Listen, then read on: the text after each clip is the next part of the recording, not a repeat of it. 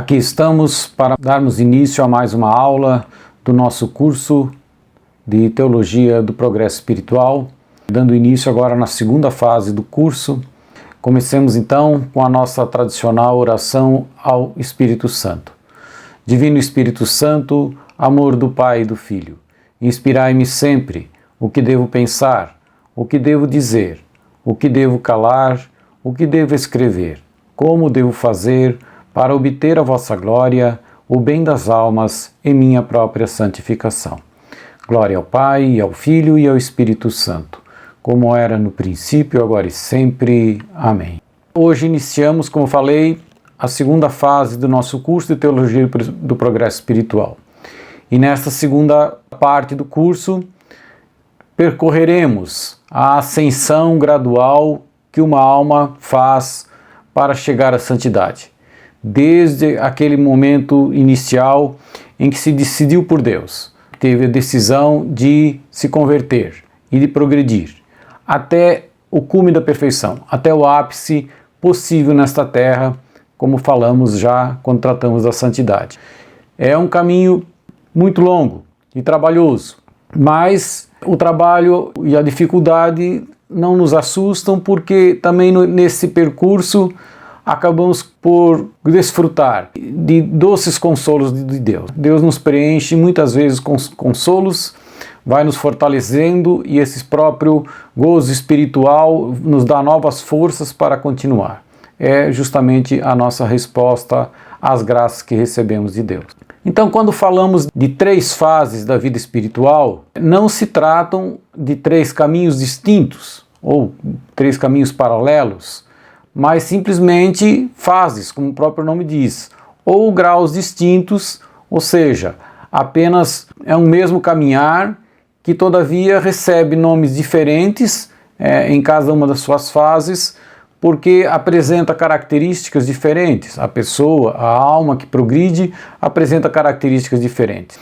E essa distinção já é de longa data, vem desde Santo Agostinho, mas Santo Tomás aperfeiçoou e ele reduz então a três fases, que são a dos iniciantes ou principiantes, a das almas em progressos ou avançadas, como alguns vão dizer, ou proficientes, como outros vão dizer, e, por fim, a das almas que alcançam já a santidade, que chama-se via unitiva, que é a santidade espiritual, mas mesmo na via unitiva há também muito progresso.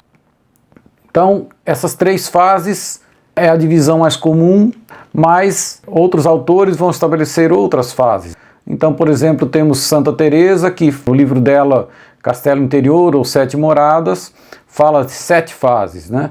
Todavia, essas 7 se enquadram dentro das 3 que iremos abordar. A primeira e a segunda estão dentro da via inicial dos iniciantes, a terceira e pelo menos parte da quarta estão dentro da segunda fase, e todas as da quinta, sexta e sétima fazem parte da última etapa, a via unitiva.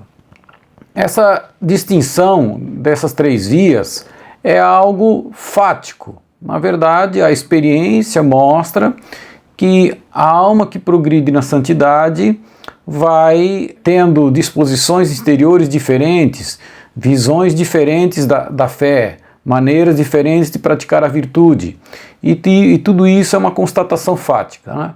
No entanto, os autores espirituais então vão procurar fundamentar essas diferentes fases, essas diferentes características dentro, primeiro, da Bíblia, e dentro de tudo que existe, das várias passagens que existem, as que mais denotam essa característica de 3 fases são as contidas nas cartas de São Paulo, embora existam outras.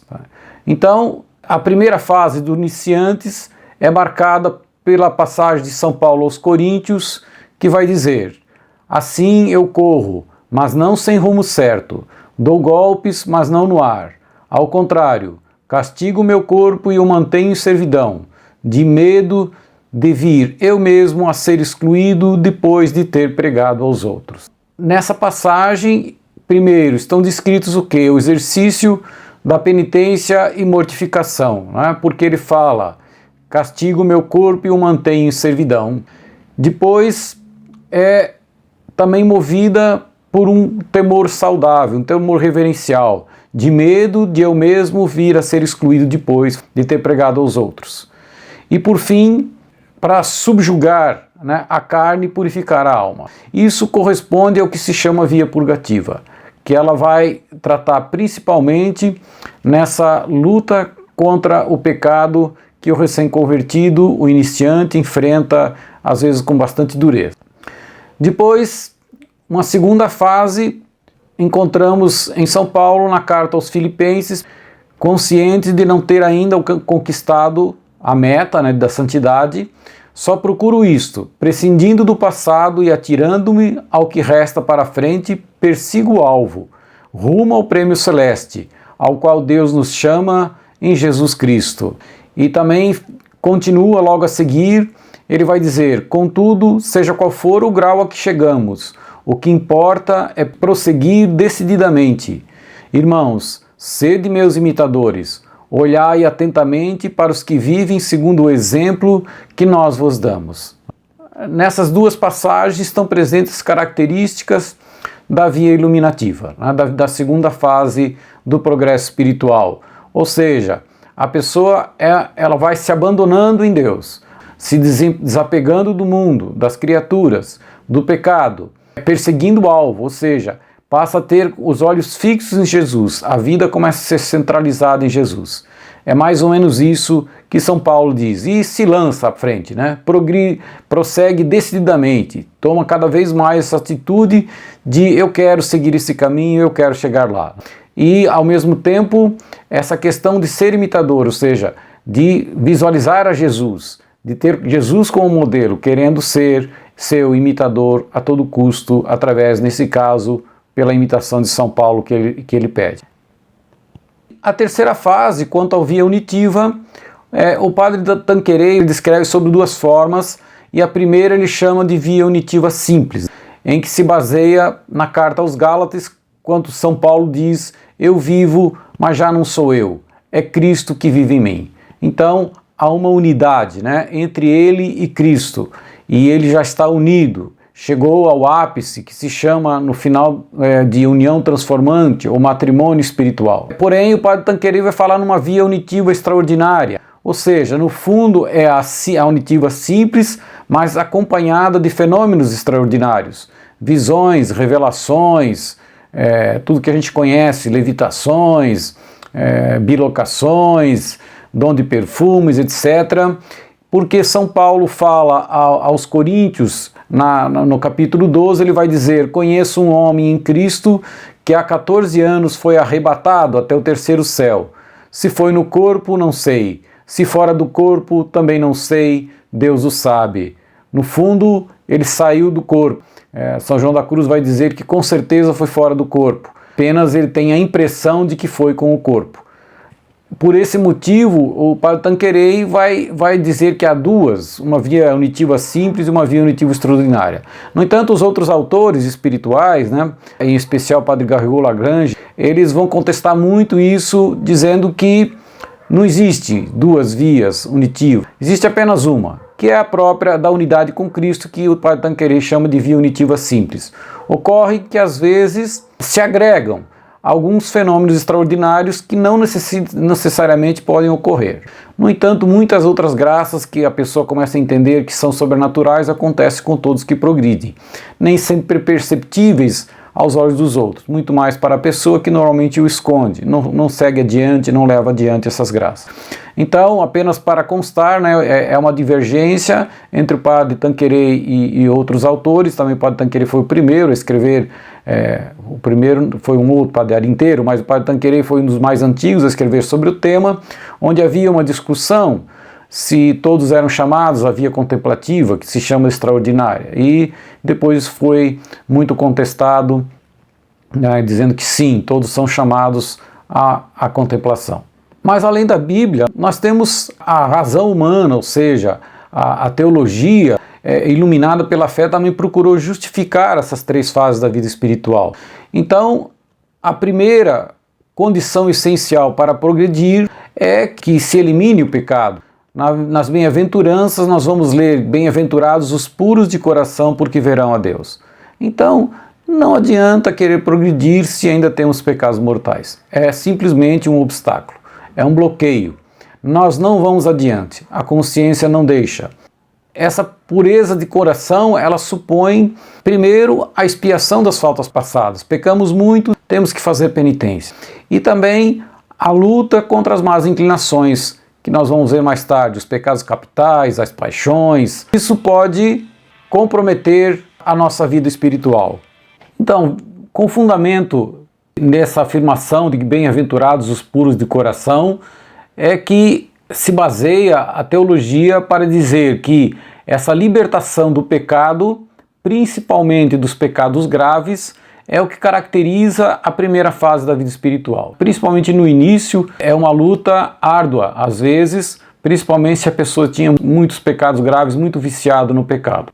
Então, purificada a alma, ela acaba mudando o foco depois de vencer o pecado, que já se tornou mais leve, mais fácil, né? Ela começa a perseguir as virtudes, começa a querer praticar as virtudes. Não que ela pare de lutar contra o pecado, mas ela dá o enfoque, aquilo já se tornou fácil, ela começa a dar um enfoque maior em cima das virtudes morais em primeiro lugar, lideradas aí pela justiça, temperança, fortaleza, prudência, que é a principal. E depois para as virtudes teologais, a fé, a esperança e a caridade. Essas virtudes, na verdade, são praticadas quase simultaneamente, mas o enfoque primeiro é dado também às virtudes morais e mais tarde às virtudes teologais, como veremos adiante, né? Mais uma aula futura. E existe uma frase no Evangelho de João que vai dizer: eu sou a luz do mundo, aquele que me segue não andará nas trevas. E por isso que essa fase é chamada de iluminativa, porque ela segue a luz, ela persegue Jesus, ela começa a se fixar em Jesus, começa a ser iluminada cada vez mais, começa a compreender, ter mais profundidade, começa a ter mais fé, mais esperança, mais caridade, toda a vida dela começa a ter mais luz. Então, ela é chamada de via iluminativa.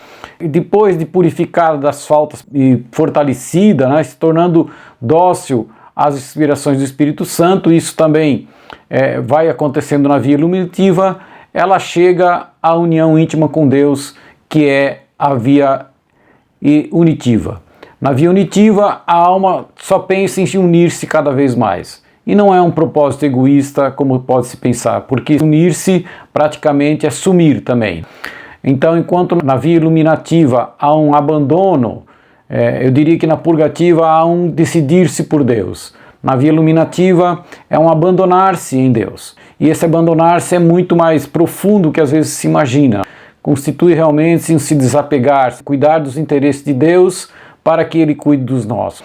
Desvencilhar-se o máximo possível das coisas do mundo, até das próprias preocupações, dos próprios problemas, dos apegos, das paixões, das más inclinações, de tudo, confiando que tudo concorre para o bem dos que amam a Deus. Desapegar-se até do sofrimento, não focar-se mais em si, foca-se em Jesus. É um abandono total e isso vai acontecendo na via iluminativa. E depois, na via unitiva, é um crucificar-se por Jesus. A pessoa já entregou-se e agora quer partilhar da cruz do Senhor. Mas isso veremos tudo com mais detalhes adiante. Além disso, essa distinção dessas três vias não é algo matemático. A pessoa passa assim quase imperceptivelmente de uma fase para outra.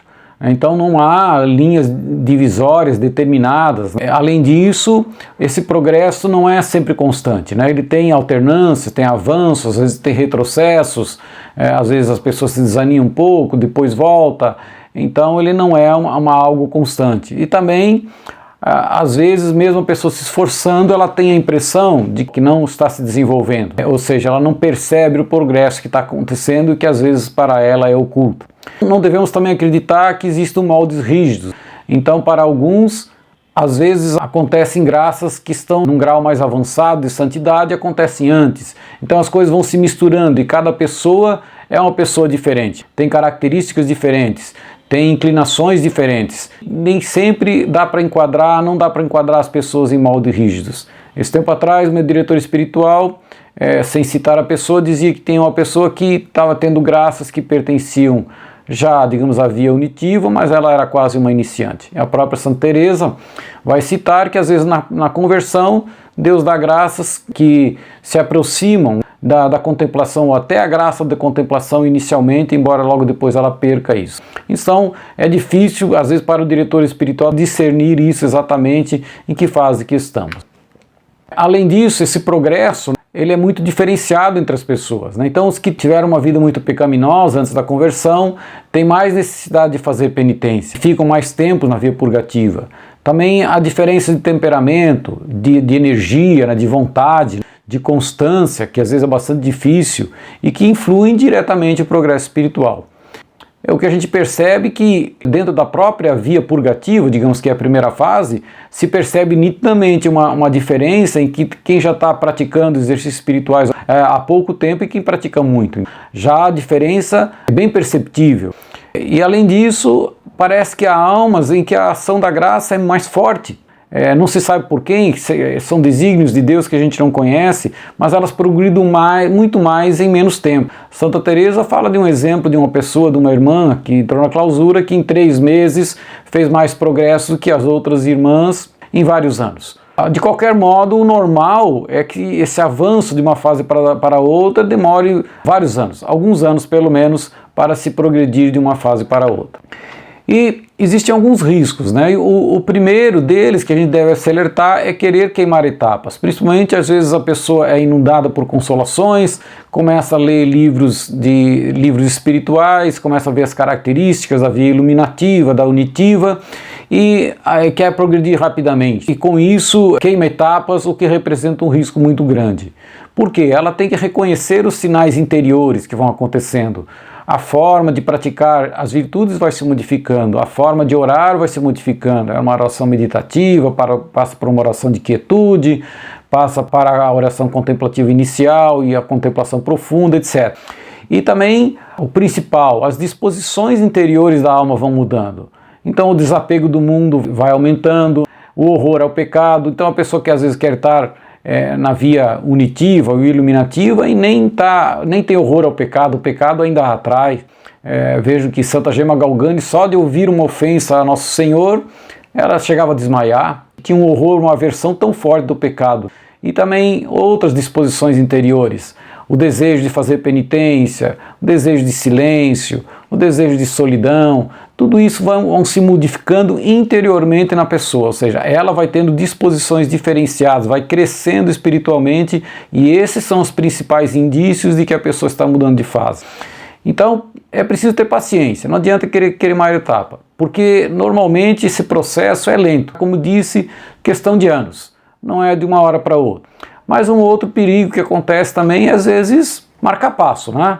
Ou seja, ficar parado, estagnado por culpa própria. Por quê? Porque falta generosidade para praticar o que se deve, às vezes falta método também, às vezes a falta de um diretor espiritual bom e pode-se ficar estagnado nos graus inferiores, às vezes por culpa própria. Bom, tratando então um pouquinho hoje já da via purgativa, que são dos iniciantes ou principiantes, o que se deve entender por principiantes? Principiantes são aqueles, primeiro, que habitualmente vivem em estado de graça. Eles estão em estado de graça, eles não querem permanecer em pecado. E têm algum sucesso na luta contra as tentações graves. Então eles tentam se livrar das tentações graves. E por isso já se excluem aqueles que cometem pecados mortais com muita frequência e não evitam as ocasiões de pecar. Ou seja, sabe que comete pecado mortal, mas não quer parar com isso, quer continuar, né? Então esses são excluídos. Também os principiantes devem ter um certo desejo de perfeição para serem considerados principiantes, mesmo que esse desejo ainda seja fraco, seja imperfeito, a hora tem mais, a hora tem menos, mas ele quer realmente progredir. E isso exclui as pessoas mundanas, aquelas que querem compactuar, fazer uma harmonia entre o mundo e a vida espiritual. Infelizmente são muitos. Ou seja, só querem escapar do pecado mortal e não têm o menor desejo de progredir. Eu diria a grande maioria dos católicos. Vão à missa, querem evitar os principais pecados, mas isso está bom, já é suficiente, com isso já vou me salvar.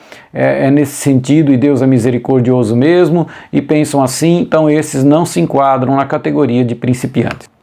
Depois, Existe entre os principiantes também categorias, também diferenciação. Existem as almas inocentes, que desde crianças evitaram o pecado e têm desejo de perfeição. Então, é muito nítido isso na vida de Santa Teresinha, na vida de Santa Gemma Galgani, na vida de Santa Verônica Giuliani, na vida de São Luís Gonzaga, até do Padre Pio. Né? Desde crianças tem aquela vocação à santidade, muita pureza de coração.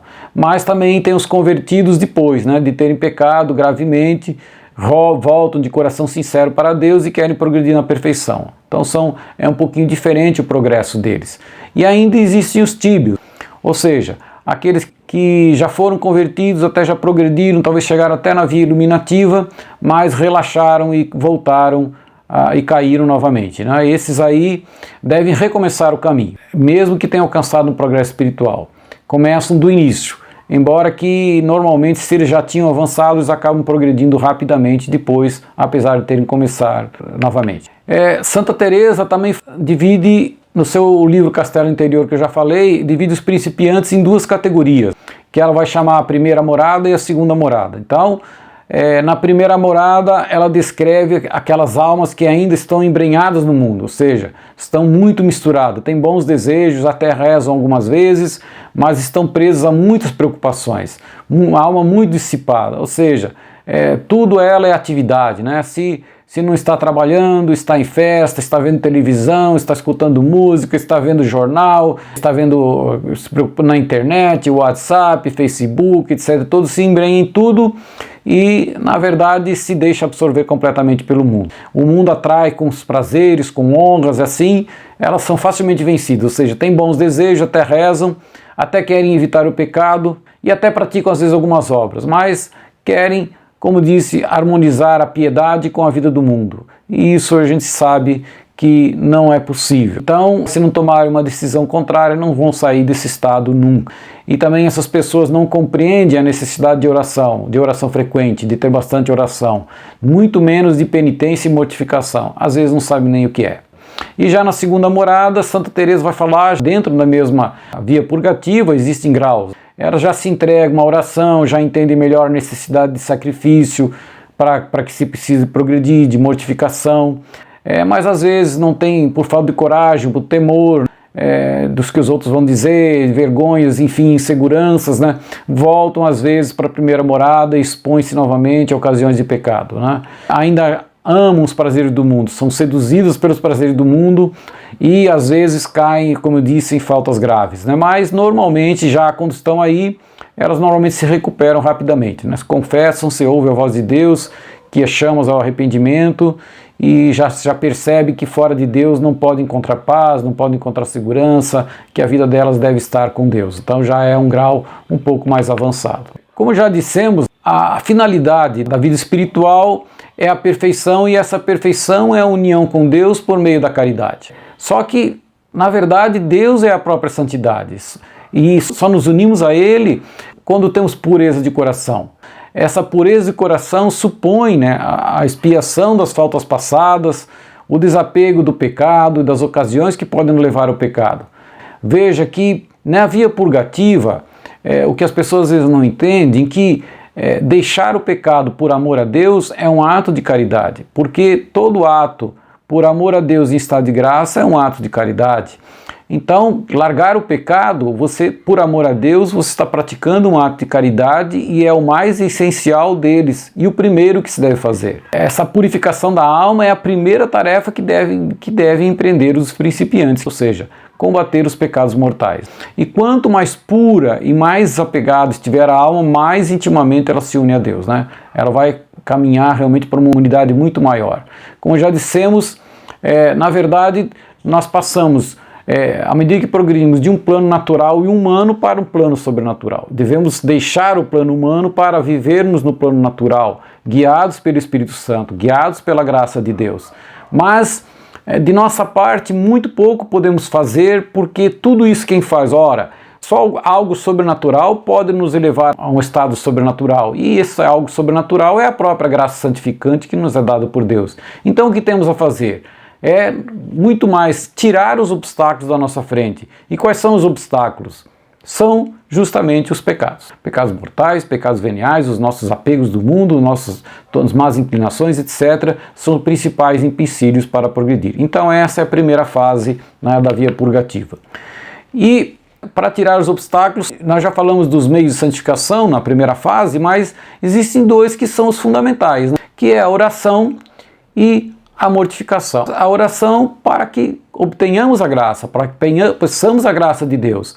E a mortificação, que é corresponder a essa graça recebida para nos purificar, para nos libertar das coisas do mundo, para nos desapegar, para combater as nossas más inclinações, combater os pecados. Só que a mortificação, em razão do objeto dela, recebe nomes diferentes, de acordo com o ponto de vista que a gente considera. Então, a mortificação pode se chamar penitência, quando a gente expia as faltas passadas, quando pecamos e queremos fazer uma reparação, uma satisfação das faltas passadas. Também pode se chamar mortificação propriamente dita, quando combate o amor do prazer, para reduzir os pecados veniais, ou seja, a mortificação é muito mais para evitar os pecados futuros, não para reparar os pecados passados.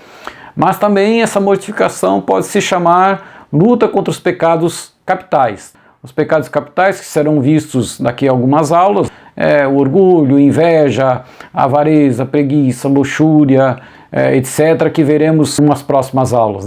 Então, quando combatemos os pecados capitais, também estamos praticando a mortificação. E por fim, a mortificação também pode ser chamada de luta contra as tentações, quando ela enfrenta os ataques dos inimigos espirituais, o mundo e o demônio nesse caso, porque a carne já está combatida lá pelas outras mortificações. Então, dentro desse contexto, o nosso programa de estudo dentro da via purgativa vai ter 5 tópicos, né? Primeiro, vamos tratar da oração dos principiantes. Como eu já falei há algumas aulas atrás, a oração é assunto recorrente. Depois falaremos sobre a penitência para expiar os pecados passados. No terceiro tópico, vamos falar da mortificação para perseverarmos no futuro, sem pecar. E esse assunto vai ser maior. Depois, a luta contra os pecados capitais, que está dentro do contexto das mortificação. E, por fim, a luta contra as tentações. E, veja bem, tudo trata muito de mortificação e de penitência, então todo esse tópico, mas tudo isso aí não significa que você já não pratique as virtudes, fé, esperança, caridade, as virtudes morais. No fundo, a partir do momento que eu falei que você deixa o pecado, está praticando a caridade. No fundo, quando eu combato o orgulho, que é um pecado capital, eu estou praticando a humildade. E assim estamos praticando, apenas que, para fins didáticos, a gente vai estudar essas virtudes morais e teologais lá na via iluminativa, na segunda fase do progresso espiritual. Convido você a esse desafio de progredir espiritualmente, de lançar-se em Deus, de abandonar-se em Deus, para que Deus, através da sua graça, nos eleve para um dia que estejamos unidos a Deus. Agradeço a atenção de todos, muito obrigado, salve Maria, nossa mãe, amém.